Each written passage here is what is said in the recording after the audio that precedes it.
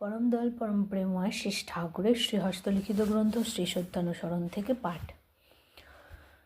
সর্বপ্রথম আমাদের দুর্বলতার বিরুদ্ধে যুদ্ধ করতে হবে, সাহসী হতে হবে, বীর হতে হবে। পাপের জ্বলন্ত প্রতিমূর্তি ওই দুর্বলতা। তারাও যত শীঘ্র পারো।